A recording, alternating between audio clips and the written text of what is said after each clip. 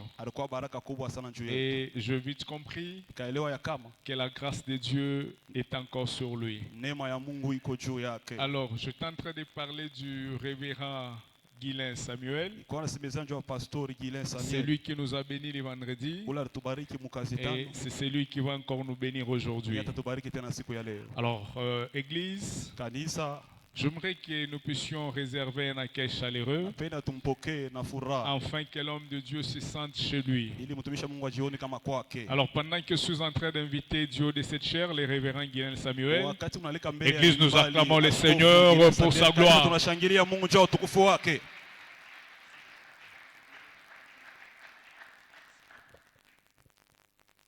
Est-ce qu'on peut exagérer en acclamant pour le Seigneur? Eti tunaweza kuzidisha kumshangilia tena Bwana. Quelqu'un peut pousser des bons cris de joie à l'honneur du roi de Na rois, makelele ya le Seigneur furaha des kwa bei seigneurs. ya mfalme wa falme na Bwana wa mabwana. Tout le monde a acclamé pour Jésus sauf vous. Mtu wote anashangilia Yesu kutosha kwa paka wewe. Et puis quand on acclame pour Jésus, Wakati tunamshangilia Yesu, lui, il est le roi de rois, yeye anakuwa mfalme wa il est falme le Seigneur des na seigneurs, Bwana wa mabwana, le Dieu véritable. Mungu wa ukweli. On n'acclame pas comme on acclame au premier de la classe. Mshangilia kile anakuwa anashangilia anatoka na wa kwanza katika darasa. On lui acclame pas comme on acclame à celui qui a marqué les buts. Mshangilia kile anashangilia ule alikuwa anaingisha Mais lui, on goli. l'acclame comme on acclame à celui qui est mort et ressuscité. Mshangilia kile tunakuwa anashangilia ule aliyo. Est-ce qu'on peut exagérer, laisser nos sièges et acclamer pour celui qui vit éternellement, le Seigneur des seigneurs?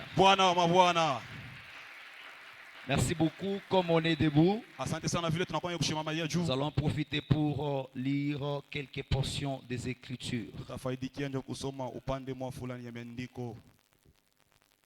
Nous sommes en Actes des Apôtres, chapitre 8. Nous allons lire le premier verset. Actes, chapitre 8, verset 1. Nous lisons au nom de Jésus. Amen. Église, nous lisons au nom de Jésus. Amen. Il y eut ce jour-là une grande persécution contre l'église de Jérusalem, et tous, excepté les apôtres, se dispersèrent dans les contrées de la Judée, de la Samarie. Des hommes pieux ensevelirent Étienne et les pleurèrent à grand bruit. Parole du Seigneur. Amen. Est-ce qu'on peut acclamer pour la lecture de cette parole? Actes chapitre 1 verset 8. Mais vous recevrez une puissance, le Saint-Esprit survenant sur vous, et vous serez mes témoins à Jérusalem, dans toute la Judée, dans la Samarie et jusqu'aux extrémités de la terre. Parole du Seigneur. Amen. Veuillez incliner votre tête dans la prière. Demandez au Seigneur de vous parler dans ces quelques minutes. Que le Seigneur vous édifie au travers de nous. Prions au nom de Jésus.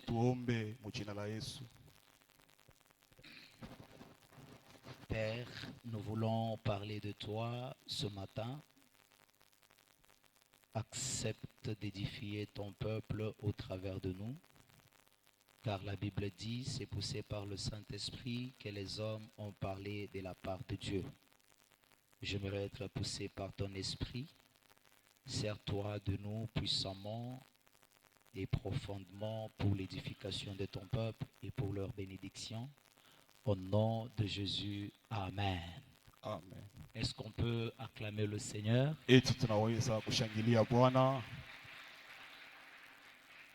Premièrement, je dis merci à l'Éternel Dieu des armées.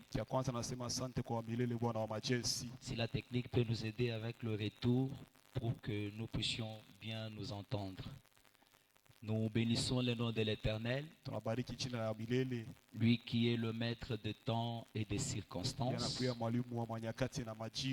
il a accepté que nous puissions être ensemble pendant ces 2 jours. akaichika tukue pamoja kadiri ya hii masiku mbili. Il connaissait ce temps avant même la fondation du monde. Alijuaka hiyo mawakati kabla mwanzo wala misingi ya dunia. Ainsi, je vais demander à l'Église de lui donner une bonne offrande d'acclamation et Talomba de cris de joie. kanisa imushangilie nguvu sana mkutosha kelele za furaha. Deuxièmement, j'ai dit merci à l'ange de l'Église. Nasema asante kwa malaika wa kanisa. Une bénédiction pour le corps du Christ, Baraka juu ya mwili wa Kristo, particulièrement pour communauté La Grâce. kwa upekee juu ya community kubwa ya La Grâce. Et j'ai dit aussi particulièrement pour moi. Nasema pia kwa upekee juu yangu. Je suis en train de parler de l'homme de grâce, Niko nasemesha juu ya mtu wa neema. le révérend apôtre prophète Gabriel Sanga, Huyu anakuya nabii mtume Gabriel Sanga. pour la marque de confiance à notre petite grâce, Juu ya tumaini kukanema ketu kadoko. d'accepter de nous inviter, nous céder la chair pour bénir l'église. Kuichika kutualika kutuachia ni mbali ili tubariki Est-ce que kanisa. l'église peut apprécier la grâce de Dieu sur notre Eti Père? kanisa inaweza kufurahikia neema ya Mungu juu ya baba yetu. Un homme de grâce, Mtu wa neema, un homme de caractère, mtu wa tabia un homme mzuri, de profondeur, mtu wa uketo, un homme de puissance. mtu wa uwezo. Depuis que je l'ai connu en 2018, Tangu niliyomfahamu mu 2018, je n'ai jamais entendu un mauvais témoignage sur lui. siasikiaka ushuda ya mbaya juu yake, Et notre église à Kinshasa l'aime beaucoup. na kanisa yetu kule Kinshasa Depuis nampendaka sana. 2018 jusqu'à aujourd'hui, on est toujours avec lui. Tangu 2018 mpaka leo tuko pamoja naye. C'est vraiment exceptionnel parce qu'il y a certains hommes de Dieu, quand vous l'avez une année, 2 ans, commencent à manifester des mauvais caractères, après vous brisez la relation. Na mastajabu kwa batumishi bengine tangu miaka 2 kama wanaanza Mais lui, kukaribisha, c'est kabisa un prophète exceptionnel. yeye ni nabii wa mastajabu. Nous l'aimons beaucoup. Tunampenda Et sana. notre prière, c'est que Dieu continue à les garder, Maombi yetu ni Mungu endelee na à kumchunga na l'utiliser kumtumia et à na les préserver contre le mal. kumwepusha mbele ya S'il y a mabaya. quelqu'un qui s'associe avec moi à cette Kama kuna prière, mtu anajiunga na mimi kwa ile qui est maombi, d'accord avec tout ce que je viens uko de dire, pamoja na ile natoka qu'il mkusema, acclame très fort pour anashangilia encourager nguvu notre juu ya Père. kupongezea baba yetu. Un homme bien que j'aime beaucoup Mtu mzuri anakuwa personnellement. anapendaka sana kwa upekee. Que Dieu les garde là où il est en train de les servir. Mungu amchunge kule anakuwa Qu'il anamtumikia. bénisse aussi maman, Bariki pia mama, parce qu'à côté d'un homme fort, pembeni ya mtu wa nguvu, il y a certainement une femme forte. unekalaka hakika mama wa Merci nguvu beaucoup, pia. maman, Asante pour sana la mama. présence et tout ce que vous faites à côté de Yote l'apôtre. unakuwa unafanya pembeni ya Est-ce qu'on mtume. peut aussi apprécier la Tunaweza grâce de Dieu pia sur notre kufurahikia maman? neema juu ya mama yetu. Merci à tous les hommes de Dieu qui font la ceinture de l'apôtre, Asante kwa watumishi wote wa Mungu wanakuwa na des mzunguko. hommes forts, Watu ba nguvu exceptionnels, ba upekee. pleins de grâce. Kujaa na neema. Particulièrement au pasteur Clément qui nous a reçus depuis le Kwa vendredi. upekee, Est-ce qu'on peut Pastor apprécier Clement. les hommes Eti de tunaweza Dieu, kufurahikia mbele batumishi ya Mungu na kubashangilia tous les services de l'Église? juu ya kazi ya kanisa. Que le Seigneur vous bénisse abondamment. Bwana mibariki kwa utele. Je bénis aussi les papas, les mamans, Nabariki pia baba na les mama, jeunes, Diana, même les enfants. hata watoto. Que Dieu vous bénisse abondamment Mungu pour votre amebariki présence. kwa utele njoo uwepo wenu. Apparemment, quand on vous bénit ici, vous ne dites Kwa pas amen. kuonekana kama mbariki huko mpende kusema Je amina. vous bénis tous, Na papa, mibariki maman, nini wote baba na enfants, mama. jeunes. Jina la Yesu Kristo. Que Dieu vous bénisse abondamment. Mungu ambariki kwa Amen. utele. Vous avez un bel amen. Hapa Est-ce kuna que vous amina pouvez mzuri. acclamer pour vous-même? Tunaweza kushangilia mbele njoo ya mwe benyewe. Maintenant, avant que je commence le message, Kabla nyanze ujumbe, j'aime toujours qu'on les fasse napendanga mbele tuyafanye. parce que ça, c'est quand même un signe de respect, un signe d'amour, de jouissance. Ndani alama ya De considération de l'autre. ya kuona kuna mtu Nous sommes mwingine. une famille. Tuko jamaa. J'aimerais que vous puissiez saluer au moins 5 personnes. Napenda ulamukie bantu Vous pouvez batano. même vous déplacer. Nous sommes dans Kulamuka notre pale maison huko, d'alliance. tu katika nyumba yetu ya agano. Si vous allez à 10 personnes, vous Kama n'avez pas ulamukia commis un bantu péché. batisa, aufanye zambi. Si vous allez à 20 Kama personnes, unaenda ce kwa n'est pas bantu mauvais. 12, aufanye zambi. Salue-les avec beaucoup de joie et Walamukie de na sourire. furaha na kucheka. Oui, salue-les, même si tu ne les connais pas. Hata kama uba family. Dis-lui, sois les bienvenus dans la Sema maison du karibu Père. sana katika nyumba ya baba. Soyez les bienvenus, maman. Karibu sana. Saluez-les avec beaucoup de joie. Soyez les Walamukie na bienvenus. furaha. Karibu sana. Saluez-les avec beaucoup de joie. Maman, Walamukie na furaha. maman, je vous salue. Maman, je vous salue. mama anamelamukia. Il y a d'autres personnes qui ne se sont pas déplacées pour saluer les autres. Watu wengine bakutoke pale beko Soyez toka à l'aise bengine. dans la maison du Kuya Seigneur. mustare katika nyumba ya Bwana. Si vous ne l'avez pas encore fait, faites-les. Kama uyafanye tena. Moi qui suis comme visiteur, voilà, je Mimi suis kwa à mgeni l'aise. yenu, mimi naanza na Donc je ne kutembea. suis pas visiteur, alors Mimi na toi, mgeni sa- déplace-toi encore, salue Toka quand même pale quelques uko wende personnes. la mkia kwa bantu Ajoute wengine. 3-4 personnes Ongeza bantu batatu wala ba ine avec tena. beaucoup de joie. Ongeza bantu ba mingi weka na furaha. N'attends pas seulement qu'on vienne te saluer toi. Usichunge bako bakulamkia paka wewe. Nous sommes des frères et sœurs. Tuko banduku na badada. Sois à l'aise dans la maison du Kuya Seigneur. katika ustare katika nyumba ya Mungu. Voilà. Voilà. La salutation fait partie du premier signe de l'amour. Yambo inaelekea kwa alama za kwanza za mapendo. Les ennemis ne se saluent pas, Ba adui abalamukianaka. mais les amis se saluent quand Lakini même. barafiki balamukianaka. Est-ce qu'on peut acclamer très fort le Seigneur? Seigneur kwa nguvu Bwana. Alors, nous avons commencé à parler depuis le vendredi Tunaanza kusema tangu mukazi tano sur un thème très important que le Saint-Esprit nous avait inspiré, juu ya kishina cha upekee kile Roho Mtakatifu aliyotukaburia qui est intitulé Pourquoi Jacques et Étienne sont-ils morts? kinapangiwa hivi, njua nini Yakobo na huyu ndugu Etienne barifika mkufariki. Alors, le vendredi, nous avions parlé premièrement de la mort de Jacques. Tukasemeza mbele mkazano mbele njuu ya kifo ka Yakobo. Et aujourd'hui, nous allons parler de la mort d'Étienne. Na leo tutasemeza njuu ya kifo ka Etienne. Pourquoi Jacques et Étienne sont-ils morts? Njua nini Yakobo na Etienne walifariki. Jacques et Étienne étaient des membres de l'église de Jérusalem. Yakobo na Etienne wakawa memba wa kanisa ya Yerusalemu. Jacques était apôtre, Yakobo alikuwa mtume Étienne était diacre. na Etienne alikuwa shemasi. Alors, dans cette église, Katika ayo kanisa il n'y a pas eu que des miracles qui s'opéraient. apaku yake paka miujiza ilikuwa inatendeka pale. Il n'y a pas eu que des conversions des âmes. Apaku yake mbele paka manafsi Il n'y a kubadilika. pas eu que la prédication de l'évangile. Apaku yake paka mahubiri za Il n'y a pas eu injili. que des guérisons miracles et Weke la paka communion matunzo fraternelle. na miujiza na ushirika za kinduku. Mais il y a eu aussi la mort de certaines personnes très remarquables comme Jacques et Étienne. Lakini kukuya pia bifo ya bantu benye kujulikana kama Yakobo na Etienne. Et nous avions dit que ces morts avaient une raison d'être. Tulisema bile bifo vilikuwa na sababu ya kufanika. Nous avions commencé à parler de la mort de Jacques, Tunaanza kusemezea njuu ya kifo ka Yakobo. quand bien même Jacques était mort après Étienne. Ingawa Yakobo alifariki kisha Etienne. Et nous avions dit que Jacques est mort Tulisema Yakobo alifariki parce que l'Église avait oublié son pouvoir, l'Église avait oublié son autorité, sa puissance. kwa sababu kanisa ilisaulika mamlaka yake, uwezo wake na nguvu zake wala lengo. Qu'est-ce qui nous amène à dire cela? Inatupeleka tuseme vile. Si vous lisez Actes chapitre 12 qui parle de la mort de Jacques, Nasema tena na Mtume sura ya 12 na semezanjo wa kifo cha Yakobo. vous allez comprendre que la Bible dit Hérode avait vu que cela plaisait aux Juifs quand il avait tué Jacques. Herode aliona kama ilimpendeza Bayuda, ndio pale Il alifikia a kwa encore Yakobo. saisi Pierre, Akashika pia il l'a Petro, emprisonné pour le tuer. akamweka mgereza njoo ya kumuua. Pourquoi? Parce que ça faisait plaisir aux Juifs. Yaani ilianza kufurahishaka Wayuda. Et quand il a saisi Pierre pour le tuer, Akashika Petro njoo ya kumuua.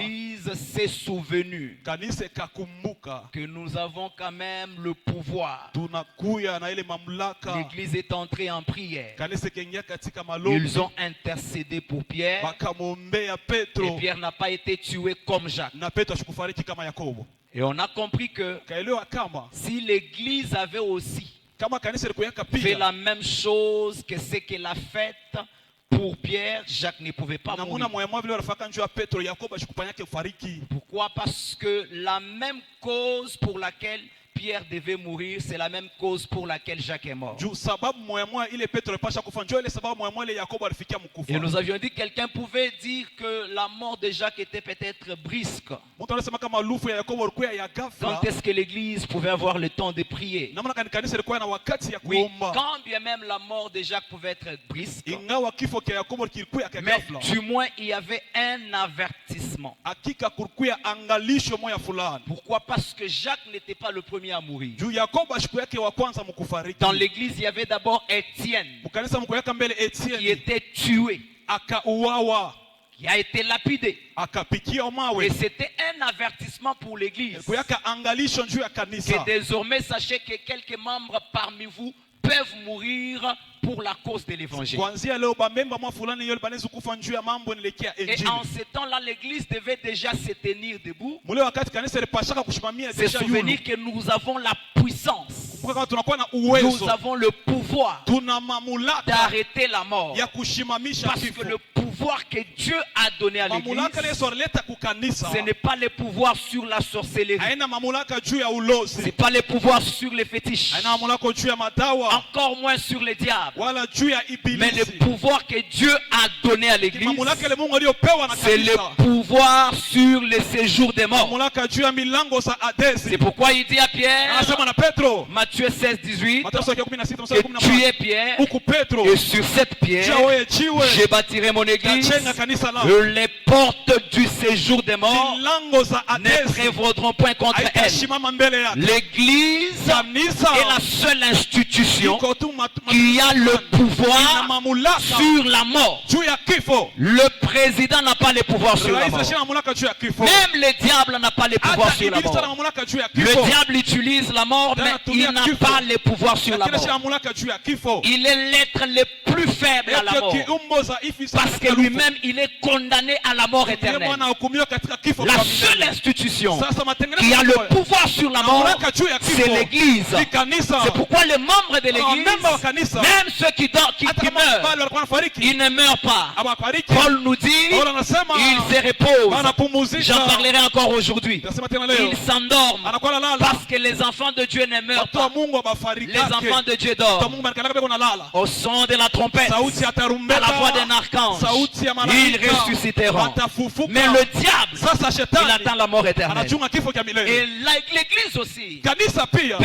arrêter la mort d'une inaweza personne. simamisha kifo cha mtu Comme mmoja. elle avait refusé la mort de Kama Pierre. vile alikatala kifo cha Comme elle Petro. avait refusé la mort de Alikatala Tabitha. kifo cha huyu Et je fais Tabitha. cette déclaration avant de commencer mon Matangazo kabla message. kwanza ujumbe. Toi, tu es notre Pierre. Wewe huku Petro J'ai dit que wetu. toi, tu es notre Pierre. Nasema wewe huku Petro Ils ont wetu. tué Jacques. Waliwa Yakobo. Ils ont tué Étienne. Waliwa Etienne. Mais toi, Lakini wewe tu ne mourras pas. utafariki kamwe. En tant que l'église, nous refusons ta Sasa mort. tunakatala kifo. Qui me renvoie un bel Patia amen. mina ya mzuri.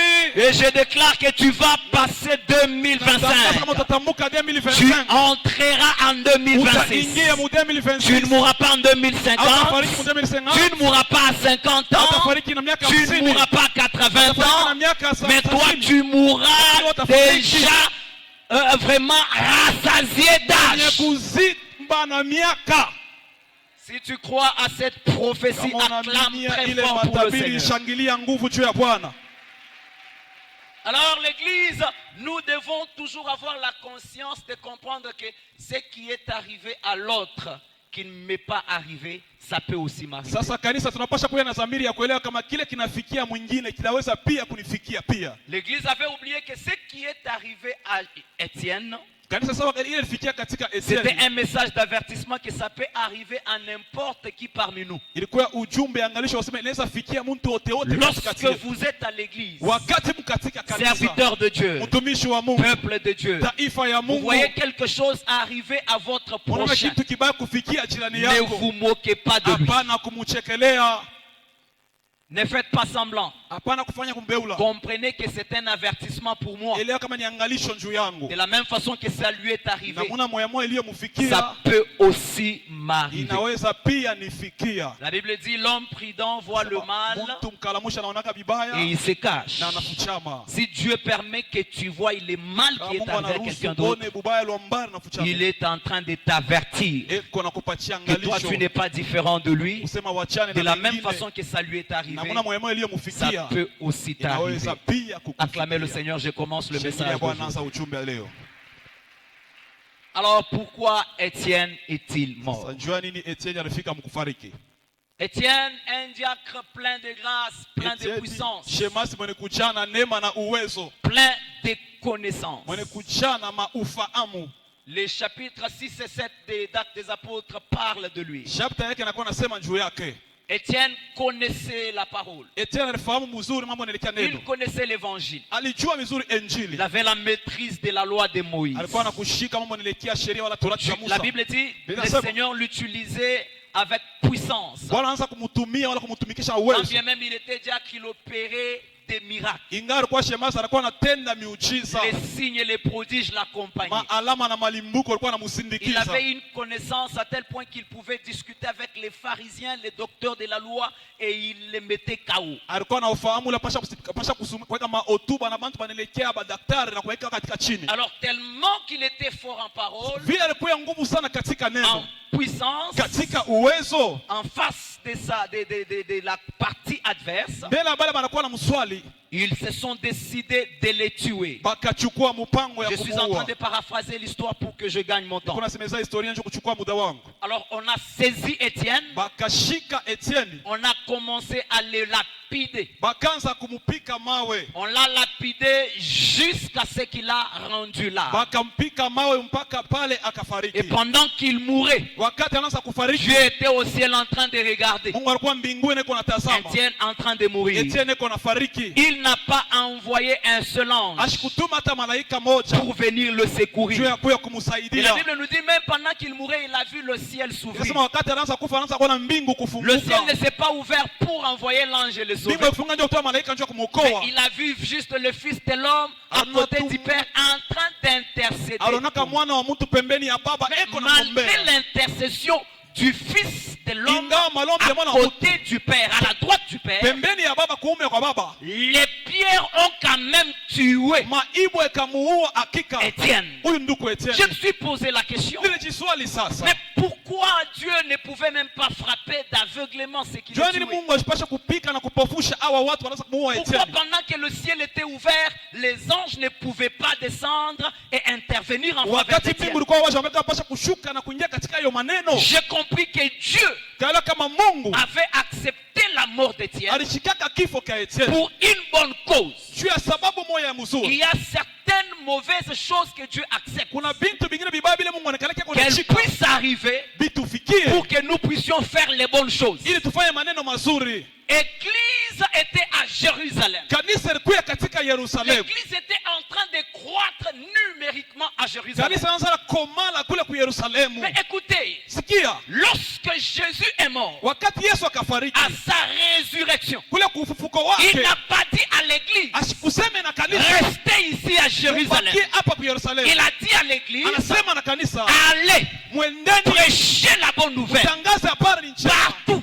fasi zote, Faites de toutes les nations fanye mataifa des zote disciples. wanafunzi wangu. D'ailleurs, le jour qu'il devait être encensé, Siku alipasha kwenda kujulishwa na il a dit kupandishwa, ceci, akaelezea hivi, restez à Jérusalem upakie Yerusalemu jusqu'à ce que mpaka pale vous aurez ce que le Père avait promis. mutapata ile baba aliyomiahidia. C'est-à-dire, Namaanisha il pouvait rester à Jérusalem walipasha kubakia ku Yerusalemu jusqu'à ce qu'il reçoive mpaka pale watapika ce que kupokea le Père avait promis. ile baba Il dit, aliyoahidia. le Saint-Esprit survenant sur vous. Roho Mtakatifu utashuka juu Lorsque yenu. vous recevrez le Wakati Saint-Esprit là, unapokea Roho vous Mtakatifu recevrez une puissance. unapokea Vous uwezo, serez mes témoins. utakuwa mashuhuda wangu. Premièrement, Kia kwanza à ku Jérusalem. Yerusalemu, Deuxièmement, kia pili à Judée. katika Yudea, Troisièmement, kia tatu à Samarie. katika Et Samaria, quatrièmement, na kia aux nne extrémités de la terre. zote za dunia. Il ne leur a pas dit, Kuelezea restez à Jérusalem. ku Yerusalemu. Mais lorsque l'église est restée, Wakati kanisa libakia ils ont reçu le Saint-Esprit. wakapokea Roho Mtakatifu, Après avoir reçu le kisha Saint-Esprit, pokea Roho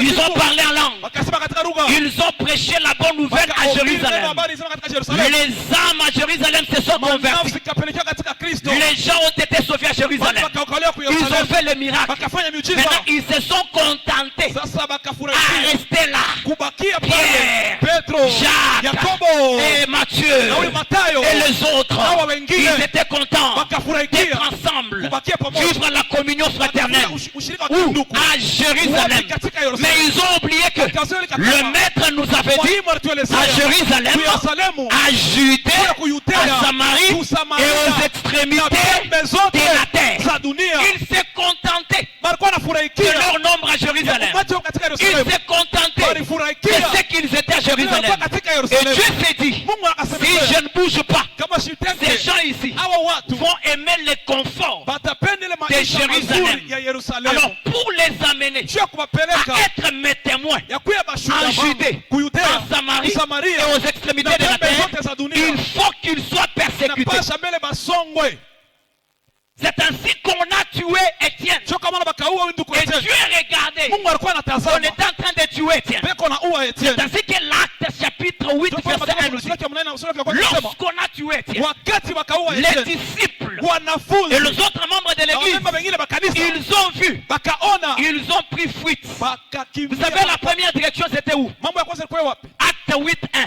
Matendo ya sura ya En kwanza Judée kule et kuyudea, en Samarie. Samaria. Vous savez pourquoi Étienne est mort? Kwani Etienne alifariki? Étienne est mort. Etienne alifariki. C'était pour que Ilikuwa njia sababu l'église kanisa accomplisse sa mission itimize kazi sur la zake terre. pa Qui dunia. n'était pas de rester à Jérusalem, mais qui était d'aller en Judée, en Samarie et aux extrémités de la terre. za dunia. Lorsque vous ne voulez pas accomplir Acte 1:8, Wakati c'est apenda Acte 8:1 kutimiza qui s'accomplira dans votre vie. itatimizika katika maisha yenu. Je reprends. Narudilia. Lorsque vous ne voulez pas accomplir Acte 1:8, Wakati apenda kutimiza tena c'est sura ya Acte 8:1 qui s'accomplira dans votre vie. Matendo ya Mitume sura ya 8 sura ya kwanza itatimizika katika maisha yenu. L'église, Acte 1:8 lui donnait la mission Kanisa ilikuwa inaleta lengo de quitter Jérusalem, kutoka Yerusalemu d'aller Judée, kwenda kuyudea, Samarie et aux extrémités de Samaria la na terre. pembe za dunia. Et l'église n'a pas accompli sa Kanisa mission. haikuelewa ile kazi C'est zake. ainsi que Dieu a envoyé Kwa la maana Mungu persécution akatuma kusongwa en Acte 8:1 katika Matendo ya sura ya pour que 8 par la persécution, ili kupitia que l'église kusongwa quitte Jérusalem, isitoke mu Yerusalemu. aille maintenant accomplir sa mission. Yende sasa itimize saba zake. Écoutez, Sikia. Dieu tient à sa mission de tout cœur. Mungu anakuwa anafuatilia lengo zake wala kazi zake na Je moyo wake réponds. wote. Narudilia. Dieu tient à sa mission de tout cœur. Mungu anakuwa anafuatilia kazi zake na moyo Si wake les wote. hommes acceptent d'échouer leur mission, Dieu n'accepte jamais d'échouer sa mission. Kama bantu banechika kushinda lengo zao, Mungu ashichikake kamwe kazi zake Il zishindwe. est capable de vous forcer à accomplir sa mission, même indépendamment de votre volonté. Anawezaje kumisukuma mutimize kazi zake hata kama mupende bio. Beaucoup de gens sont en train de vivre Bantu ba mingi beko na ishi de mauvaises choses dans leur vie maneno mabaya katika parce maisha qu'ils zao. ne veulent pas accomplir la mission de Dieu que Dieu leur a donnée. Jo wapende kutimiza ile kazi ya Mungu aliyowapewa. Beaucoup de gens sont comme des Watu mingi Jonas. beko kama bayona. Dieu leur envoie à Ninive Mungu anabatuma katika et Ninive. ils refusent. Banakataa. Mais sache que si Dieu t'a envoyé à Ninive Kama Mungu anakutuma kule et kuninive que tu refuses, na unakataa, sache que yuwa ya tu kama iras là-bas même pas par les bateaux, mais par les baleines. utenda kule hata kupitia merikebu, lakini kupitia huyu Mais baleni avant kubwa. que tu y ailles, Sasa kabla wende tu kule, risques de faire perdre même à beaucoup de gens leurs biens. unaweza kupoteshia hata bantu Il bengine y a vitu beaucoup vyao. de gens qui amènent les malheurs même à l'église, même à leur famille, parce qu'ils ne veulent pas accomplir la mission que Dieu Kuna leur a bantu donnée. bamingi wanakuwa naleta ole kwa majamaa yao hata mkanisa kwa sababu wapende kutimiza La lengo za mission Mungu. de Dieu, Kazi ya Mungu, c'est la vision de la mission de Dieu pour l'église, c'est la vision de Dieu et c'est la volonté de Dieu. kazi ya Mungu juu ya kanisa na kuya lengo ya Mungu na mapenzi ya Mungu. Et Dieu n'aime jamais qu'on puisse l'empêcher à accomplir ce qu'il veut. Na Mungu atakake bamuzuru kutimiza maneno anataka kutimiza. Dieu ne voyait pas le salut seulement pour les Juifs qui étaient à Mungu Jérusalem. asipasake kona okofu mpaka kubayuda kule Mais balitimita. Dieu voulait aussi que ceux qui étaient en Judée, Apenda bale kwa katika ceux Yudea, qui étaient en Samarie bale kwa katika et Samaria aux extrémités de la na terre pembe zote za dunia soient sauvés. ile Mais baokolewe. l'Église Kanisa voulait contraindre Dieu à rester à ilipenda Jérusalem. kubarikia mpaka kule kwa Yerusalemu. Peuple de Dieu, Taifa za Mungu, chacun de nous kila mmoja a wetu une mission que Dieu lui a kuna donnée. kazi wale Mungu aliyompewa. Il n'y a personne qui occupe la terre inutilement. Hakuna mtu anakala pa dunia pia bure. Mais chacun de nous tel que nous sommes là, Mmoja wetu vile tuko tu as une mission que Dieu na t'a lengo donnée. moja fulani Mungu aliyokupewa. Accomplis la mission de Dieu avant que Dieu te le fasse qu'on accomplit par Timiza force. kazi ya Mungu kabla Mungu akufanye kuitimiza kwa nguvu. Acclamez le Seigneur parce que j'ai besoin de parler de grandes choses. Lazimisha kusemezea juu ya maneno makubwa. Vous savez que beaucoup de gens Bantu ba mingi souffrent aujourd'hui. beko wanateseka leo. Ce n'est pas parce que Dieu n'a pas entendu leur prière, Haina juu Mungu asikusikia malombi zao. mais tout simplement parce qu'ils ne se sont pas mis à faire ce que Dieu veut qu'ils fassent. Ni juu balikatala kufanya ile Mungu alipenda bayafanye. Et c'est même le comportement de l'église aujourd'hui. Ndio tabia ya kanisa leo. Aujourd'hui, nous nous contentons du nombre que nous sommes Leo dans notre tunakuwa na église. furaha ile umati ya bantu tunakuwa katika Nous nous kanisa. contentons de ce que nous sommes dans dans nos églises. tunafurahikia kile tunakuya katika Mais laissez-moi makanisa. vous dire Acha que nimelezee, tant que Christ n'est pas encore revenu, wakati Kristo la ashakuja, mission de l'église sur la kazi ya terre kanisa pa n'est pas dunia encore accomplie. hayatimilika La kamwe. date du retour de Jésus, Tarehe ya kurudia kwa c'est le Yesu jour que le dernier de ce temple, ni siku ile mtu wa mwisho le katika dernier de hekalu, cette wa bergerie, mwisho katika hiyo entrera à l'église. ataingia C'est kanisa. pourquoi Jésus n'a pas fixé Jioni Yesu ashikuweke le jour de son ile retour. siku ya kurudia kwake. Pourquoi? Juu ya nini? Le jour du retour de Siku ya Jésus, kurudia kwa Yesu, c'est le jour que le dernier que Dieu va sauver Siku mtu wa mwisho Mungu entrera ataokolewa dans l'arche de Noé. ka arshi ile ya Noe. Parce que le déluge Juu ile ne inakuwa peut mvula tomber que sur le terre, sur la ingia terre, katika que dunia. lorsque même la tortue qui marche calmement Hata ule ndege anakuwa anatembea pole entrera pole dans l'arche. ataingia Il y a katika encore beaucoup de gens peko watu wa qui mingi n'ont pas encore connu Jésus, aba ya mfahamu Yesu, qui ne sont pas encore sauvés. aba ya okolewa, Ils sont en dehors de l'église. peko nje ya Mais kanisa. l'église, nous semblons Kanisa anakuwa anafanya nous sambla, contenter tunakuwa de nafurahikia ce que nous sommes. ile tuko, Nous oublions que tunasaulika kama nous avons une mission. tunakuwa na kazi moja. Jésus était capable Yesu alikuwa na uwezaji de nous convertir, ya kutubadilisha, de nous transformer kutubadilisha juste après notre conversion mpaka pale bisha et nous amener au na ciel. kutupeleka kumbingu. Mais pourquoi il nous a laissé Sio sur la ninatocha terre? mbele pa dunia, S'il nous a laissé sur la terre, alitocha pa c'est dunia pour que nous puissions continuer ce que lui avait fait. ili tuendeleshe kile alianzaka yeye kufanya. L'église est la continuité de Christ sur la terre. Kanisa anakuwa anaendelesha kazi ya Mungu pa C'est la dunia, continuité de l'œuvre de Christ. endelesha kazi ya Mungu pa dunia. Si Christ était venu sauver, Kama Kristo alikuja kuokoa, l'église aussi kanisa pia est sur la terre pour pa sauver. dunia njoo ya kuokoa. Nous sommes sauvés pour sauver. Tunaokolewa njoo ya kuokoa Nous wengine, sommes sauvés pour sauver les tunaokolewa njoo autres. ya kuokoa wengine. L'église Kanisa doit prêcher la bonne nouvelle. kuhubiri habari njema. L'évangélisation à l'église, ce n'est pas un travail de jeunes. Injili kanisa ana mbele kazi inaelekea biana. Je m'attendais à un amen de l'église. Achunga amina kutoka kanisa. L'évangélisation à l'église, Kupasha injili ce n'est kukanisa pas un travail de jeunes. haina mambo mengi inaelekea Ce biana. n'est pas un travail seulement des hommes de Dieu. Haina mambo paka ya batumishi Mais wa Mungu. l'évangélisation à l'église, Kupasha injili c'est kanisa le travail de celui qui est disciple de Jésus. kazi ya yule anakuwa mwanafunzi wa De Yesu. tout celui qui est sauvé. Ule yote mwenye Parce kuokolewa. que Jésus a dit, Yesu anasema allez faire de toutes les endeni nations mfanye mataifa des zote disciples comme vous. wanafunzi wangu kama nyinyi. Aujourd'hui, beaucoup de gens, nous aimons prêcher seulement à la chair. Leo bado mimi napenda kuhubiri paka ni mbali. Laissez-moi vous dire la vérité. Acha nimelezea ukweli. Peut-être ça va faire mal à d'autres Sasa personnes. taumisha moyo watu Mais wengine. je ne m'en tiens pas que ça vous fasse Lakini mal. mimi nangu msipende inifanye vile. Laissez-moi vous dire la vérité. Acha nimelezea ukweli. Tous, Sisi wote nous sommes appelés tunaitiwa avant de prêcher ici. kabla ya kuhubiri Nous huku ni devons mbali. d'abord prêcher Kabla là-bas. ya kuanzia mbele kule. Nous avons des chairs partout. Tuko na malimbali fasi Dans zote. nos écoles, Katika dans masomo nos zetu. universités, Katika masomo za dans juu. les marchés, Katika dans masoko. nos maisons. Katika Nous manyumba. avons des chairs Tunakuwa na malimbali. pour prêcher la bonne Juu ya nouvelle. kuhubiri habari njema. Écoutez, Sikia. l'évangélisation Injili n'est pas seulement pour les haina évangélistes, mbele paka pale wanakuwa mais wanapaza c'est injili. pour tout enfant de Ni Dieu. mtoto wote wa Mungu. Jésus a dit ça à ses Yesu disciples. akasema hivi na wanafunzi Dans wake. ces disciples-là, Anasema hivi. il n'y avait pas seulement des évangélistes, Hapakuweke paka wapaza Comme Pierre. injili kama Petro. mais il y avait aussi des prophètes Palikuweka comme Jean. pia banabii kama Yohano. Il y avait aussi Palikuwa pia des prophètes comme Jean. Il y avait des docteurs Palikuwa comme madaktari les Matthieu et les autres. kama Mateo Il y na hao avait des wengine. pasteurs Palikuwa comme wapastori les Jacques. kama Yakobo. Tout ministre de Dieu à la parole, Mtoto wa Mungu anakuwa na neno. il doit être un gagneur d'âme. Anapasha kuwa mtu wa kuwinda manafsi. Tout enfant de Dieu qui a la sémence de Dieu en lui, Mtoto wa Mungu anakuwa na mbeko ya Mungu ndani il yake. doit être un gagneur d'âme. Anapasha kuwa mtu wa kuwinda manafsi. Tout chantre Mwimbaji qui a wote connu Dieu en vérité, amjua Mungu katika il doit ukweli. être un gagneur d'âme. Anapasha kuwa mtu wa kuwinda manafsi. Et nous devons partir Tunapasha kuenda partout, fasi dire zote aux hommes, kuambia wengine Jésus vous aime, Yesu ananipenda, il veut vous sauver. anataka kumiokoa. Vous avez le salut Mnakuwa na que wokovu si vous croyez en Jésus. kama unaamini ndani ya Yesu. Parce que l'évangélisation Juu kupaza n'est injili pas difficile. haina teketeke. L'évangélisation est facile. Kupaza injili ni mambo ya Tu nguvu. peux te convertir aujourd'hui. Unaweza kutubu leo na Et le kupeleka même maisha jour de ta conversion, na kesho siku ya tu kupeleka peux maisha aussi sauver d'autres Unaweza âmes. pia kupata watu Tu peux wengi. prêcher la bonne Unaweza nouvelle. kuhubiri habari njema. Quand tu refuses de dire Amen, Unakataa kusema amina. j'entends la femme samaritaine Nasikia dire mwanamke Amen. Msamaria kusema Le même amina. jour que la femme Siku samaritaine moja moja mwanamke a Msamaria croisé Jésus alikutana na et Yesu s'est converti, akapeleka c'est maisha le même jour qu'elle a sauvé tout son village, arokoa kijiji elle est chake. partie leur dire, Akaenda mbelezea, venez voir Kwe muone. celui qui m'a tout dit. Akanielezea maneno Comment tu yote. peux nous dire que tu es sauvé Anasema unaokolewa pendant que tu n'as jamais amené wakati quelqu'un à Christ? hata mtu mmoja katika Comment tu Kristo. peux nous dire que tu as rencontré Anasema Jésus unaokolewa pendant que tu ne sais pas parler de lui? Comment tu peux nous dire que tu as la chose de Dieu pendant que tu n'as pas encore sauvé les gens? Hajaokoa hata nafsi moja.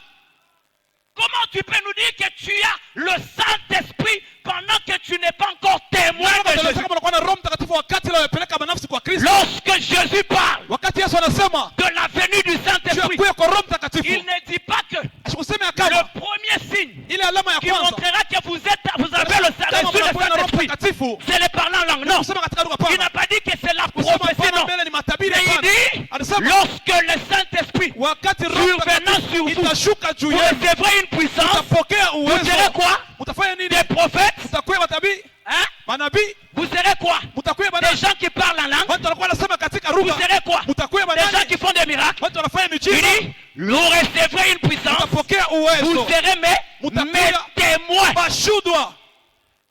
Tout celui qui n'évangélise pas, Ule otashipaze injili. nous allons douter son Saint-Esprit. Tutashakia Roho Mtakatifu zake.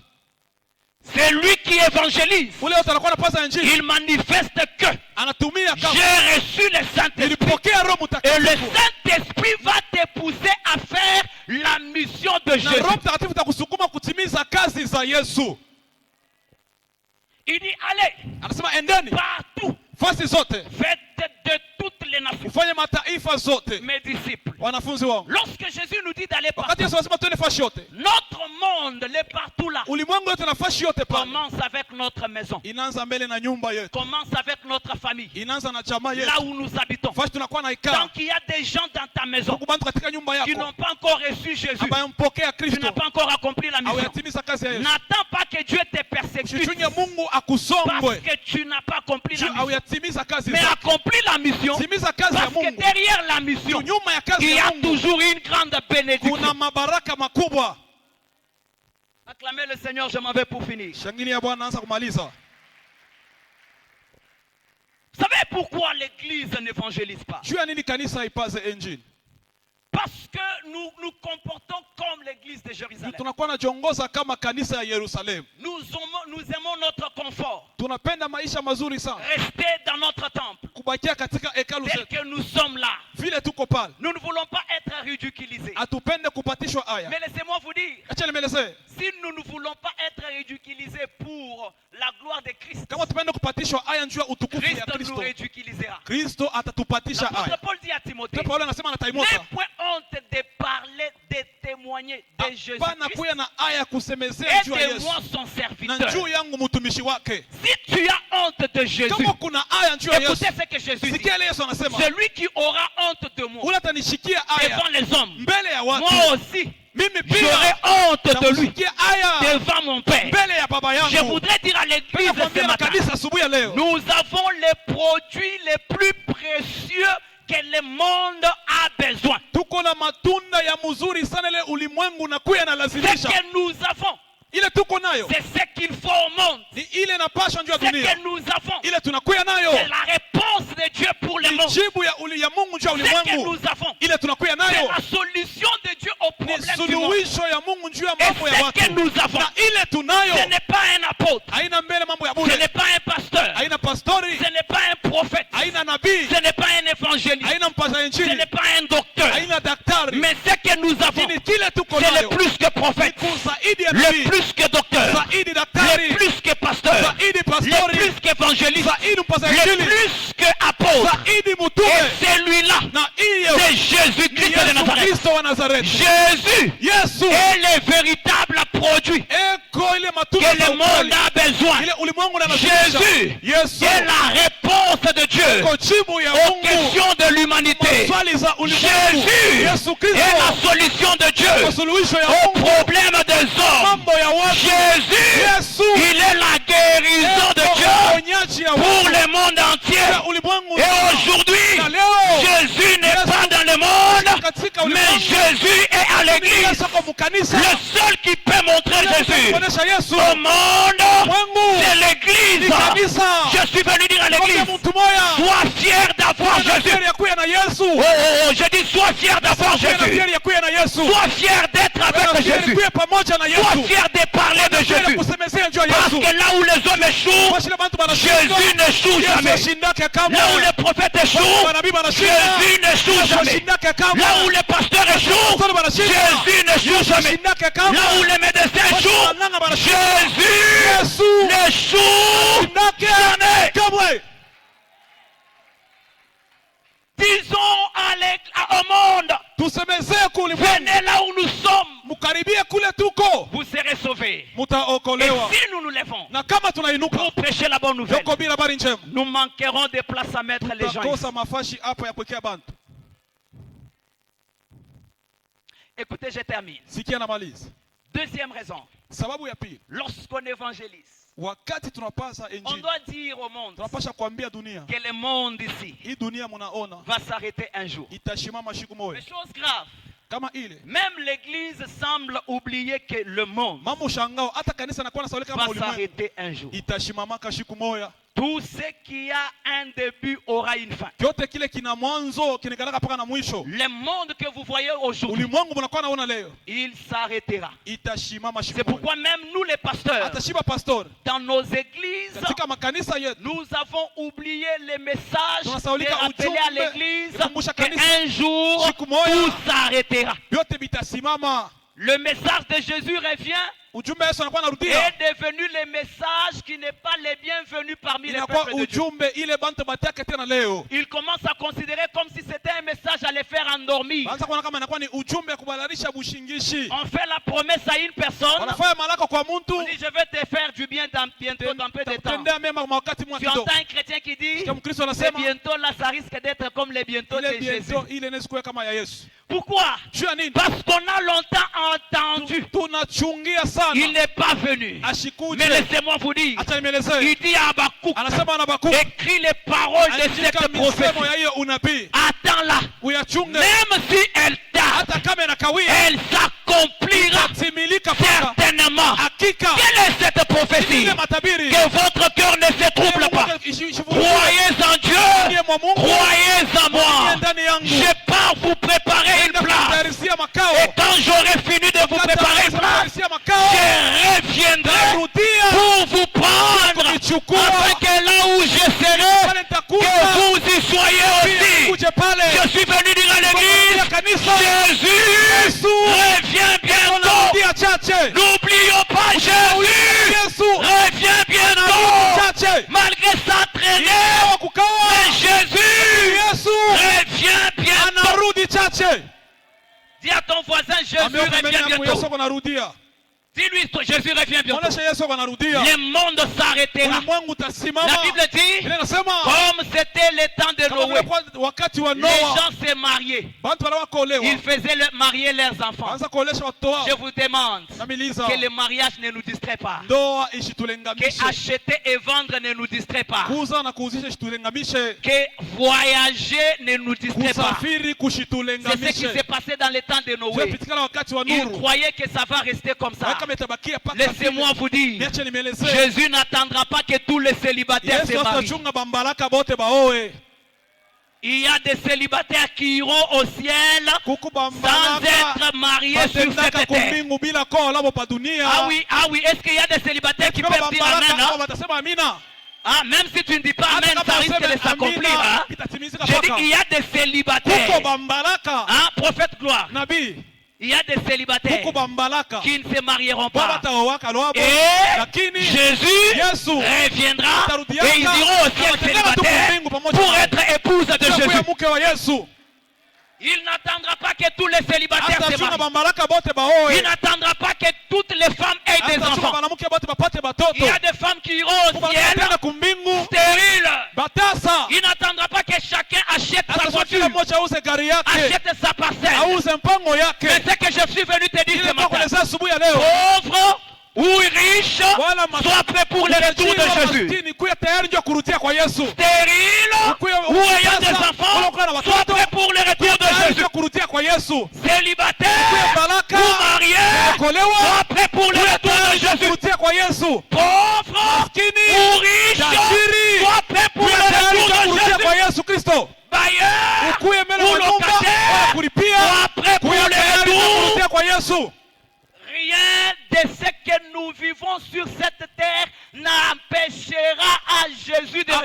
kitu kimwa kile tunakuwa naishi pa dunia kitamuzuru Yesu kukaribia. Rien de ce que nous vivons sur cette terre Hakuna kitu kimwa kile tunaishi pa dunia n'empêchera kitamuzuru à Jésus Yesu de revenir. kurudia. Il n'attendra pas que tu termines Atachunga tes mbele études. uishe masomo yako.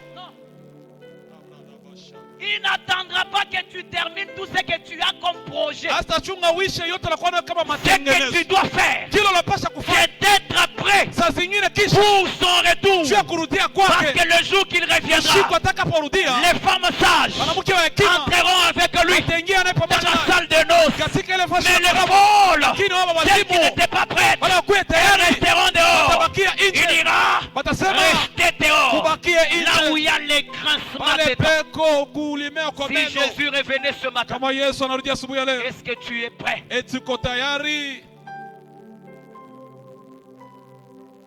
Je sens le Seigneur me pousser à parler de quelque chose. Sikia Bwana kunisukuma usimeze mambo moja. Est-ce que l'église peut acclamer? Eti kanisa linaweza kushangilia. Est-ce qu'il y a des gens qui aiment ce message? Hein? Kuku bantu wanapenda ujumbe ya hivi. C'est un message que le Seigneur m'a imposé pour vous. Bwana kanisa juu yenu. J'ai beaucoup d'autres messages que je pouvais vous donner. Bwana ingine pasha Des mikaburia. reçoirs. Kupokea. Mais le Seigneur m'a imposé ce Bwana message pour nikaburia hiyo ujumbe l'évangélisation kupaza et injili le retour de Christ. kurudia kwa Est-ce Kristo. qu'il y a quelqu'un qui apprécie ce message? Mtu anapenda hiyo ujumbe. Maintenant, écoute par où je termine. Sikia pana kwa malisikia. Tu n'as pas commis l'erreur Au kufanya kosa d'être à l'église. ya kuya kukanisa. C'est le meilleur des choix que tu as fait parmi tous les choix que tu as fait sur la terre. Ni uchaguzi mzuri msana ile unakuwa nafanya kupitia uchaguzi yote unakuwa nafanya pa dunia. J'ai toujours été heureux, Nekalaka wa eri sana content de faire partie na furaha ya kuelekea de l'église. kwa kanisa. Pourquoi? Juu ya nini? Parce que Kwa sababu la fin de l'église ile karamu ya kanisa est différente de la fin du monde. inachana na mwisho wa dunia. Le monde finira Dunia itakuwa naona en pleurant. italia, Mais l'église, lakini kanisa même si elle pleure hata aujourd'hui, kama inalia leo elle ne finira pas en pleurant. itafikia mpaka Mais mkwisha elle kulia, finira en se réjouissant. itamaliza katika furaha. Pourquoi? Juu ya nini? Parce que Kwa sababu ce qui est mieux, kile kitu ce kizuri n'est pas le commencement d'une chose, haina mwanzo ya mais kitu, ce qui est mieux, kile kinakuwa kizuri c'est la zaidi fin d'une ni chose. mwisho ya Parce kitu. que la Bible dit, Biblia inasema la fin d'une chose mwisho wa kitu vaut mieux ni mzuri que sana son commencement. zaidi ya mwanzo. Même si nous souffrons à Hata l'église, kama tunateswa mais nous kanisani, savons que lakini tunajua la kama fin de l'église mwisho ya ne kanisa sera pas haitakuwa ya pleurnicheuse, kulia, mais la fin de lakini l'église mwisho ya kanisa sera une jouissance. itakuwa ni La fin de kufurahi. l'église Mwisho wa kanisa sera une joie. itakuwa La fin furaha, de l'église itakuwa mwisho wa kanisa sera le bonheur. itakuwa La eri. fin de l'église Mwisho wa sera kanisa la danse. itakuwa kucheza. Juu ya La nini? Bible dit Biblia inasema il y a de l'espérance peko pour tumaini tous ceux kwa qui vivent. yoyote anakuwa naishi, Il y a de l'espérance. pana tumaini, Est-ce qu'on peut arranger mon son, s'il vous plaît? Il y a de l'espérance pana tumaini pour tous ceux qui kwa vivent. wote anakuwa naishi. Je voudrais monter avec vous Na kupanda na pamoja na mtu pour que mmoja vous puissiez comprendre. ili mwelewe hili maneno. Si la Bible dit Kama Biblia inasema il y a de l'espérance pana tumaini pour tous ceux qui kwa wote vivent, anakuwa naishi, souvent saa zingine nous pensons seulement tunawazia kama aux gens qui respirent, watu wanakuwa que wanapumzika, nous voyons lakini bado tunakuwa à naona l'œil nu. na On macho. te dit, Kanisa tant que tu vis, vile unakuwa tu naishi, achèteras la voiture. utaosha Tant gari. que tu vis, Vile unakuwa tu naishi, achèteras ceci, cela. utafanya hivi wala Mais hayo. écoutez une autre dimension. Sikia hatua ingine, Il y a de l'espérance pana pour tumaini tous ceux qui vivent. kwa wote anakuwa On naishi. ne parle pas Atusemezee de la respiration juu ya mambo ya biologique. kupumua mbele hivi, On ne parle pas de la vie biologique. atusemezee juu ya mambo Parce mbele que za si on kimwili, parlait de la vie biologique, atusemezee juu ya mambo ya kimwili. Lazare Lazaro ne pouvait plus espérer. ashikupashe Parce que kutumainia, Lazare ne vivait plus. Lazaro ashikupashe kuishi, Mais Lazare lakini Lazaro était déjà mort. alikuwa mwenye Mais kufariki. je vois Lazare Na mwana ressuscité. Lazaro kufufuka, Alors que la Bible dit kwa Biblia il y inasema a de l'espérance pana pour tumaini tous ceux qui kwa vivent. wote anakuwa Et naishi. comment Lazare Kama kani est Lazaro mort, na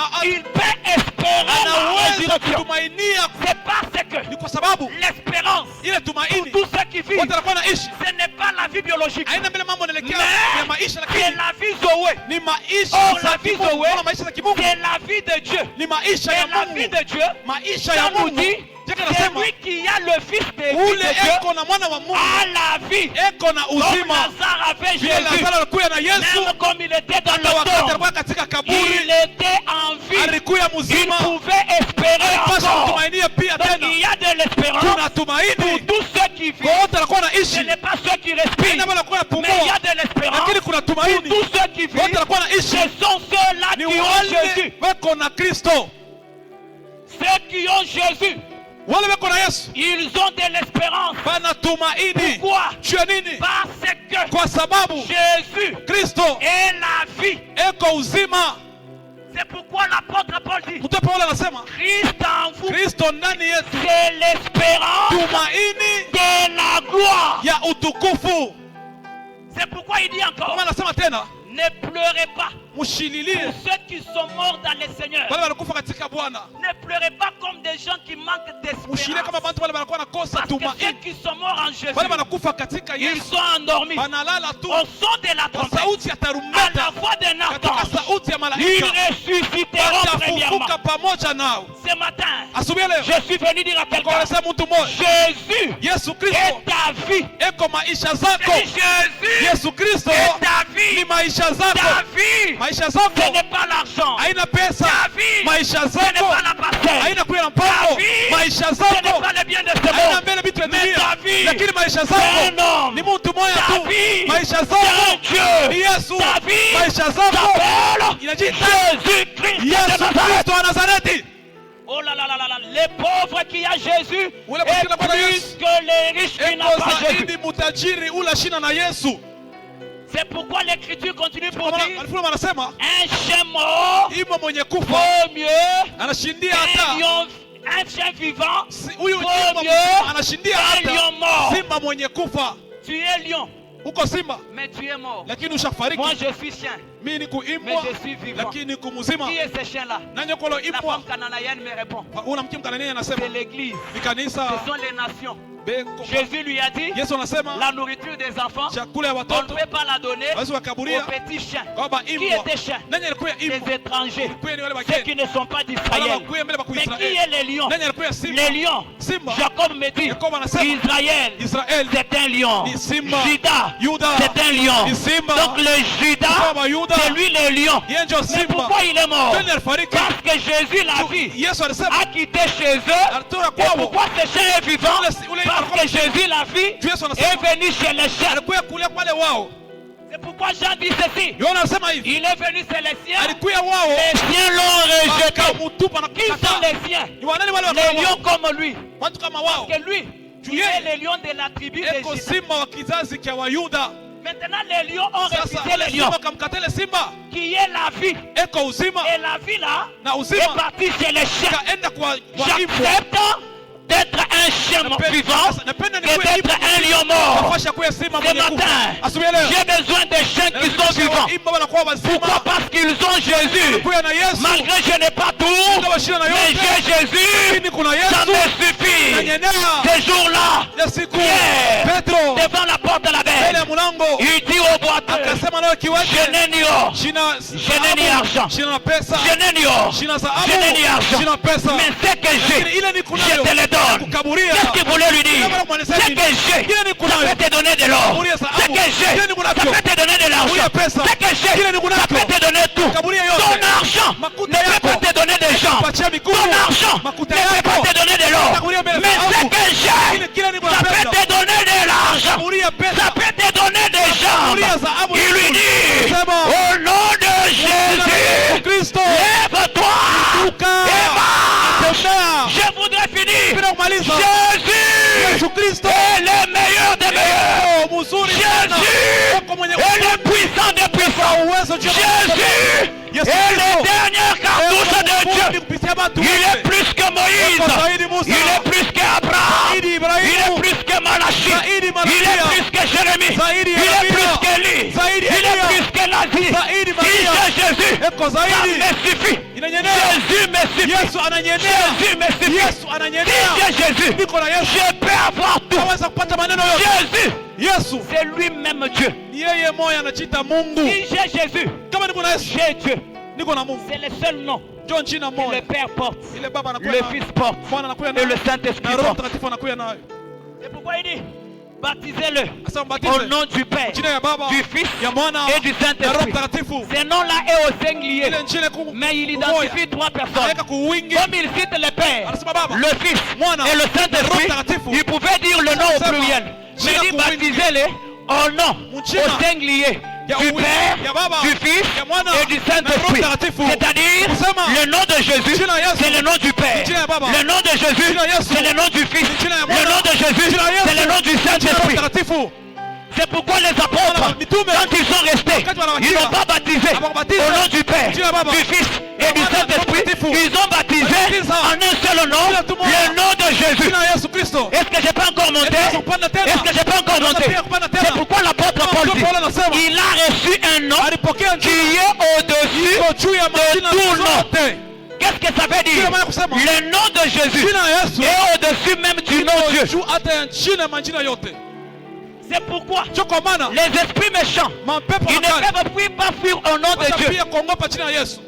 Le nom de Jésus Jina ya Yesu est au-dessus du nom Adonai. iko juu ya jina ya Adonai. Le nom de Jésus Jina Yesu est au-dessus du nom El jina ya Shaddai. jina ya El Shaddai. Le nom de Jésus, Jina ya Yesu il rassemble le nom El Shaddai. kusanisha jina ya Il El Shaddai. rassemble le nom El Shireh. Jina El Il Shireh. rassemble le nom El Rapha. Jina El Rafa. Tous les noms de Dieu sont conservés dans le nom de Jésus. Heshima katika jina ya Yesu. C'est pourquoi l'apôtre Ndio Paul dit, Paulo anasema il a reçu le nom pokea qui jina est au-dessus de tout ya nom. majina Si zote. Dieu est un nom, Kama Mungu ni le jina, nom de Jésus est jina ya au-dessus Yesu du Dieu. juu ya jina Si ya Mungu. Adonai c'est un nom, Adonai ni le jina. nom de Jésus est au-dessus d'Adonai. jina ya Adonai. Oh là là, oh là là. Si El Shaddai est un nom, Shaddai ni le jina. nom de Jésus Yesu est au-dessus juu de ces noms-là. jina El Shaddai. C'est pourquoi Ndio kwa dans le maana nom de Jésus, katika jina la il y Yesu a la guérison des malades. matunzo ya magonjwa. Dans le nom de Jésus, Katika jina la il y a la Yesu richesse pour les pauvres. utajiri juu ya Dans maskini. le nom de Jésus, Katika jina la il y a Yesu la maternité pour les wanakuya stériles. kuzala kwa wale Dans le nom de Jésus, Katika jina la il y a Yesu la joie pour ceux qui wanakuya sont furaha tristes. kwa wale wanakuwa Dans le nom de Jésus, katika jina la il y a Yesu les pieds pleins de paralytiques. Dans le nom de Jésus, katika jina la il y a les célibats, les mariages pour les célibataires. Dans le nom de Jésus, katika jina la Yesu il y a les voyages. Dans le nom de Jésus, il y a la paix pour ceux qui sont troublés. Ce matin, asubuhi que ya le nom de Jésus te donne. Que le nom de Jésus t'accorde. Que le nom de Jésus t'élève. Que le nom de Jésus te stabilise. Si tu me renvoies 3 amens, que ce qui s'était passé lorsqu'on cite le nom de Jésus, que cela se passe dans ta vie. Lorsqu'on cite ce nom, les démons se dispersent. Lorsqu'on cite ce nom, les maladies s'enfuient. C'est pourquoi il dit, voici les miracles qui accompagneront tous ceux qui auront cru à mon nom. Est-ce qu'il y a quelqu'un qui a cru ce matin? Est-ce qu'il y a quelqu'un qui a cru? Qui a la foi ce matin? Qui a cru? Qui a cru? Qui a la foi? Il dit, voici les miracles qui accompagneront tous ceux qui auront à mon nom. Ils chasseront les démons. Ce matin, en nom de Jésus, tu peux chasser les démons qui te tourmentent. À mon nom, s'ils boivent les breuvages mortels, ça ne leur fera pas du mal. Tu peux voir les poisons au nom de Jésus et les poisons ne te tuent pas. Oh, je déclare au nom de Jésus que les poisons ne te tuent pas, que l'accident ne te tue pas. À mon nom, ils marcheront sur les serpents, les scorpions. Toute la puissance de votre famille peut être sous tes pieds juste au nom de Jésus. La sorcellerie de ta famille. Est-ce qu'il y a quelqu'un qui peut la piétiner? La sorcellerie de ta famille est sous tes pieds au nom de... La magie de ces quartiers est sous tes pieds au nom de... Les fétiches du travail est sous tes pieds au nom de... Si tu le fais avec foi, tu vas vivre les résultats après ce culte.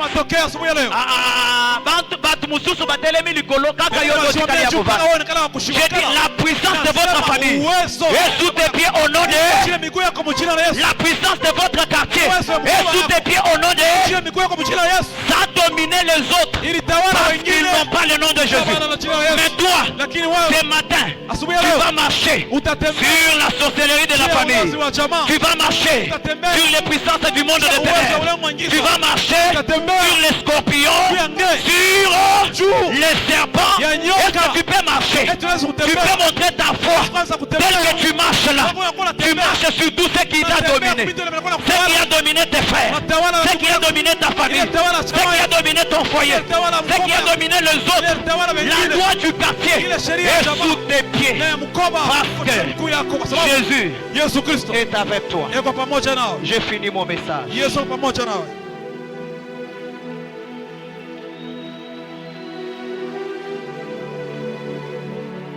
Soulève tes deux mains en l'air. La seule requête que nous avons, nous voulons élever le nom de Jésus. Juste en élevant le nom de Jésus, il y a des choses qui se font sans qu'on demande que ça se fasse. Ce matin, il est tout ce que tu as besoin. Ne regarde pas ton problème, mais regarde Jésus. Parce qu'il est le serpent d'airain qui a été élevé dans le désert. Si tu le regardes, il va assumer ton problème. Jésus est tout. Toute la Bible parle de lui. Genèse le présente comme l'agneau que Dieu avait tué dans les que Dieu avait tué pour remplacer Isaac. Exode le présente comme l'agneau de Dieu qui a fait libérer le peuple d'Israël de l'Égypte. Lévitique le présente comme le souverain sacrificateur qui entre dans le lieu saint une fois par an pour nous sauver.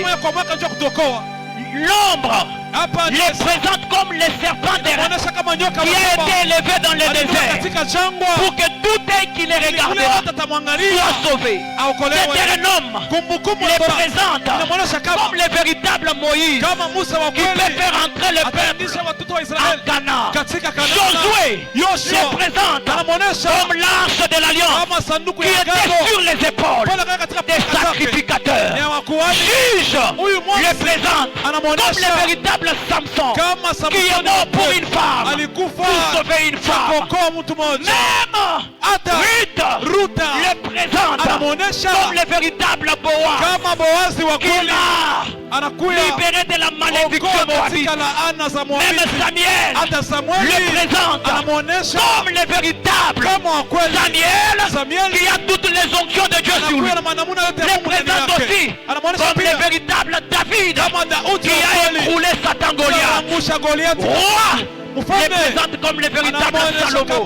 Est-ce que tu peux soulever tes deux mains en l'air? Même Job dit, mon rédempteur est vivant. Il s'élèvera le dernier. Est-ce que tu peux l'élever? Est-ce que tu peux l'adorer? Je te donne juste une minute. Une minute. Que ta voix dépasse la voix de tout le monde. Pendant que tu vas l'élever, il va te guérir. Pendant que tu vas l'élever, il va changer ta vie.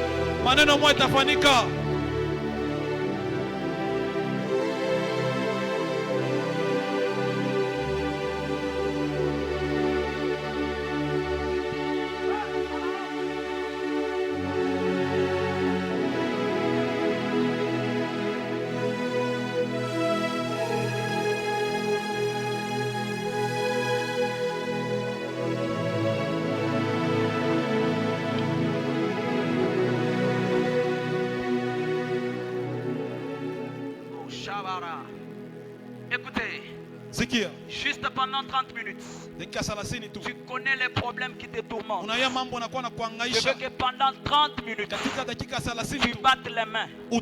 Chasse ces démons-là. Chasse ces problèmes-là dans ta vie au nom de Jésus. Et tu vas sentir toi-même la liberté, la délivrance. Est-ce que tu peux le faire pendant 30 secondes? Fais-le au nom de Jésus. Fais-le au nom de Jésus.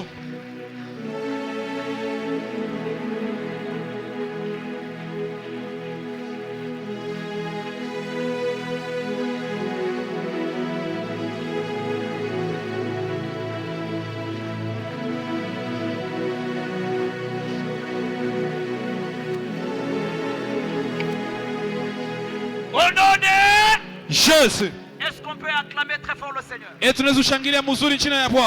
Écoutez, je voudrais sous cette atmosphère prier pour quelques personnes qui vont accepter que je prie pour eux.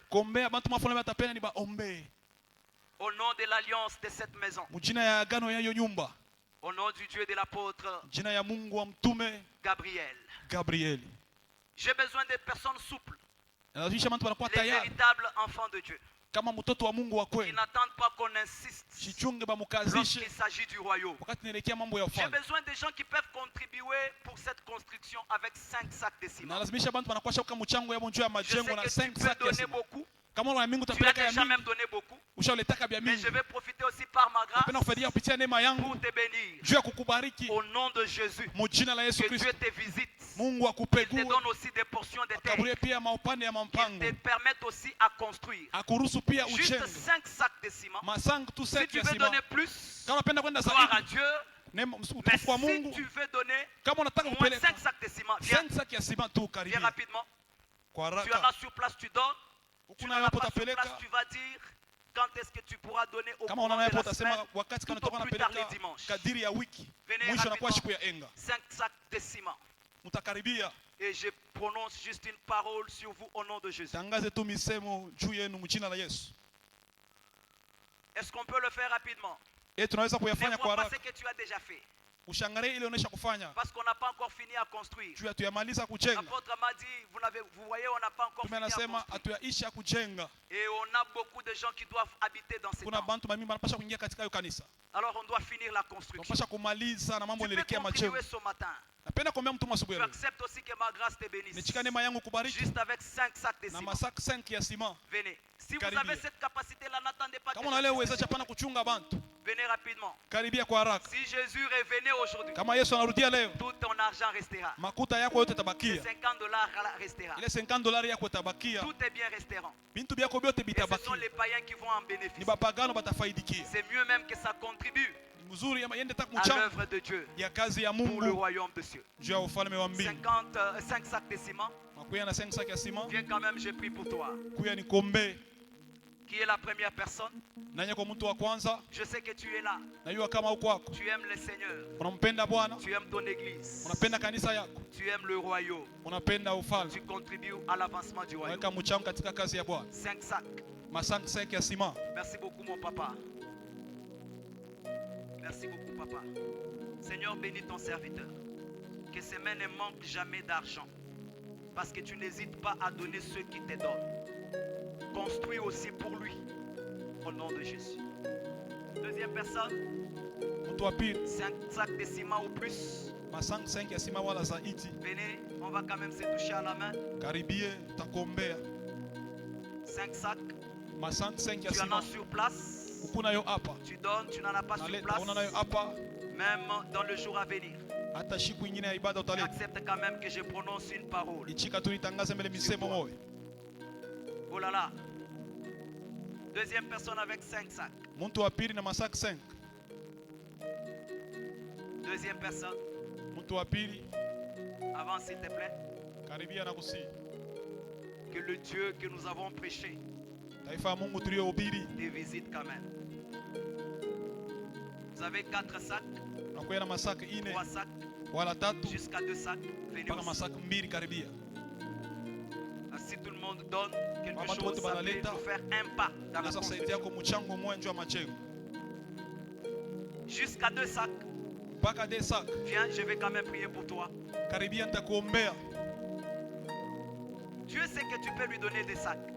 Pourquoi tu peux retenir ton cœur après un tel message? Si Jésus revenait, tu iras où avec cet argent-là? 2 sacs de ciment. Viens. Les sacs de ciment, c'est combien? C'est combien? Hein? Pardon? $15. Ok. 2 sacs de ciment, c'est-à-dire $30.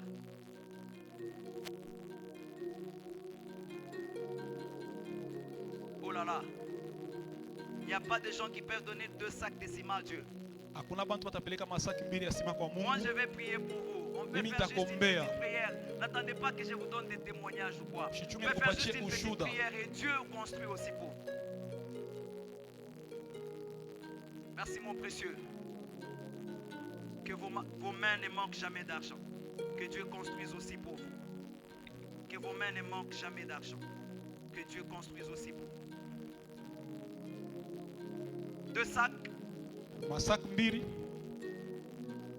Qui est la dernière personne avec 2 sacs, 3 sacs, 4 sacs? Nani muntu wa mwisho na masaki mbili wala tatu wala ine? Tout le monde avec un sac. Muntu wote na sak moya. Venez, je vais prier pour vous. Karibia nitakuombea. Juste un sac. Sak tu Ça peut moya nous faire un pas inaweza kusaidia Amen. mambo nielekea kazi ya dans Mungu. la semaine. Seigneur, bénis les mains de maman, ta service. Que ses mains ne manquent jamais d'argent au nom de Jésus. Construis aussi pour elle au nom de Jésus. Que vos mains soient bénies. Que Dieu construise aussi pour vous au nom de Jésus. Avant le retour de Christ, que Dieu vous permette aussi de construire. Kabla kurudia Juste kwa Yesu. un sac. Sak tu moya. Montre à Dieu que tu n'aimes pas les histoires de ce monde plus que ceux du royaume. Amen. Un sac de ciment. Sak moya ya Ça sima. peut être tout ce que tu as. Inaweza kuwa njoo yote kunayo. Que le Dieu de mon appel bénisse vos mains. Qu'il construise aussi pour vous. Avant le retour de Christ, vivez de grandes choses sur cette terre. Un sac de ciment pour Dieu. Sak moya ya sima. Un sac. Sak moya. Dieu sait que tu peux lui donner un sac de ciment. Même le diable sait que tu peux donner à Dieu un sac de ciment. Hata shetani anajua kama unaweza kukaburia Mungu sak moya ya sima. Ok, demi-sac, c'est-à-dire 2 personnes, un sac. Tu as la volonté, mais le Kuna moyen que mapenzi tu as lakini maintenant manamuna ya peut te kukosa watu permettre bawili sak à moya. donner demi-sac. Viens. Ton demi-sac et les demi-sacs de quelqu'un d'autre. Que le Seigneur vous voie au nom de Jésus, qu'il vous donne beaucoup de moyens. Demi-sac ou 10 dollars ou 7,5 dollars. 15 000 francs. Demi-sac. La bonne volonté s'exprime par rapport à ce qu'on a. Vous voyez? C'est pourquoi j'ai baissé. Vous pouvez la manifester à cause par rapport à ce que vous avez. Que Dieu vous bénisse vos mains, ma soeur. Que Dieu voie toute personne qui est en train de faire ceci. Que Dieu vous bénisse abondamment au nom de Jésus. Demi-sac. Que Dieu vous bénisse abondamment au nom de Jésus. Demi-sac, je vais déjà rendre le micro. Qui est la dernière personne? La dernière personne est où? Pasteur? Je voudrais, avant de remettre les micros au pasteur, récupérer les enveloppes que j'avais données les vendredis. Vous pouvez amener ces enveloppes. Vous me donnez dans les mains. J'ai pris. Résolu, tu peux me donner ma part. J'avais donné des enveloppes les vendredis pour que toute personne qui a vu quelque chose de mal arriver à quelqu'un d'autre. Je comprends que ça peut être un message pour moi. Il va prier, donner une offrande à Dieu, dire à Dieu que ceci ne m'arrive pas. Peut-être le vendredi tu n'étais pas là, mais tu peux aussi le faire. J'avais donné les enveloppes de 20 000, 10 000 jusqu'à 5 000, pour les enfants jusqu'à 2 000. Venez. Que Dieu entende votre prière. Donnez-moi là, le front là, 20 000. Attends.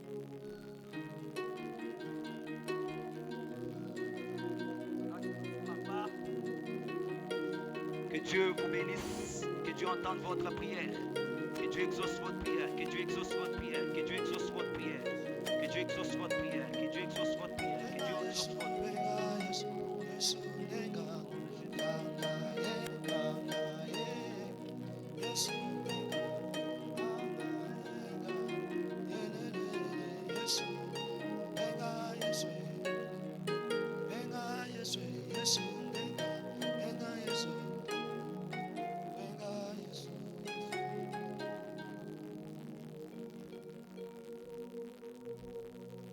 Est-ce qu'on peut recevoir les pasteurs? tunaweza kupokea pastori.